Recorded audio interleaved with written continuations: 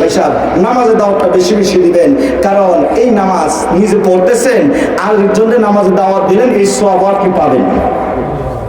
এই জন্য মুয়াজ্জিন তার হাসের মাঠে উচ্চ মকাম হবে কেন? ওই যে নামাজের দাওয়াত দিছে, 5 ওয়াক্ত আযান আদায়, হাইয়া আলাস সালাহ, এই হাইয়া আলাস সালাহটাই শুনেন, কিন্তু হাইয়া আলাস সালাহর মাধ্যমে এটা নামাজের দাওয়াত দেওয়া হয়। বলেন কিসের দাওয়াত?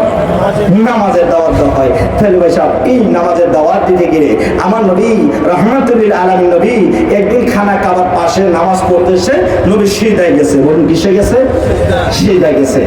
পাশে দিক দিয়া উতবা সাহেবান উঠেন, নারী বুড়ি পচা, একেবারে দুর্গন্ধ, ওই সব পচা নারী বুড়ি আইনা আমার নবী সিজদায় গেলেন।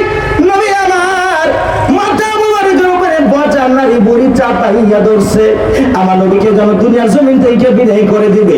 নবীর শ্বাসকষ্ট বন্ধ হয়ে যাচ্ছে, শ্বাসনলী একেবারে কষ্টবোধ, যেমন মনে হয় যেন কেউ মেরে ফেলবে, নবীকে বিদায় করে দিবে। নবী আমার সহ্য করতে পারে না, কান্দে রে কারারে, আমি নবীরে মারো আমারে নবী, আমি নবীরে আর মারিস না। নবী আমার কষ্ট একেবারে এমন ভাবে চাপাইয়া ধরছে গো, দুর্গন্ধে আমার নবী যেন বেহুশ হইয়া যায়। ওদিক দিয়ে কে জানি খবর দিছে, আরে ফাতেমা, ফাতেমা রে, যা রে যা, যাইয়া দেখ তোর এতিম বাবারে কে জানি মারছে। তোর বাবা উম্মতি উম্মতি বইলা কান্দে রে, মার ব্যথায় কান্দে না রে, বাবার ব্যথায়ও কান্দে না, যা রে যাইয়া দেখ এতিম নবীরে একটু আদর করবি কিনা।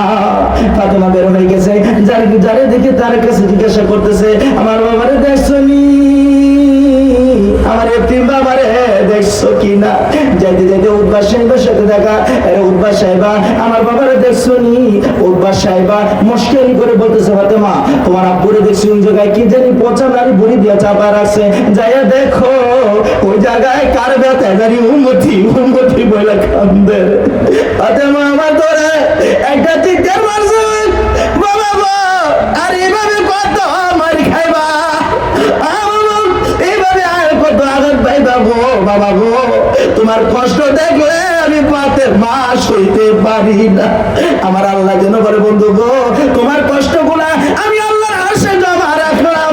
ও বন্ধু, তোমার এই দেওয়া শিক্ষা নামাজটা যদি কেউ পড়ে গো বন্ধু, আমি আল্লাহ কথা দিলাম গো, বিনা হিসাবে জান্নাত দান করে দিব।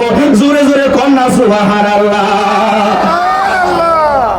এই নামাজ আমাদের নামাজের সাথে থাকতে হবে, নামাজের সঙ্গে থাকতে হবে। নামাজ এমন একটা পাওয়ারফুল ইবাদত, রসুল ইবাদত, ইবাদতের মাথা যাকে বলা হয়েছে নামাজ। পৃথিবীতে নামাজের মতো শক্তিশালী ইবাদত আল্লাহর সৃষ্টি জগতে আর কিছু নাই। এই নামাজ, আল্লাহকে যদি পাইতে চান, রসুলকে পাইতে চান, আল্লাহ রসুল বলছে, বান্দা তোমার যদি কিছু পাইতে হয়, কিছু চাইতে হয়, তুমি কারো কাছে যাও আর না যাও, 2 রাকাত নামাজ পড়ে রবের কাছে যাও। সবার কাছে বিশ্বাস, মেম্বারের কাছে গেলে মেম্বার দিবে, চেয়ারম্যানের কাছে গেলে চেয়ারম্যান দিবে, বড় ভাইয়ের কাছে গেলে বড় ভাই দিবে, বাবার কাছে গেলে বাবা দিবে, মার কাছে গেলে মা দিবে।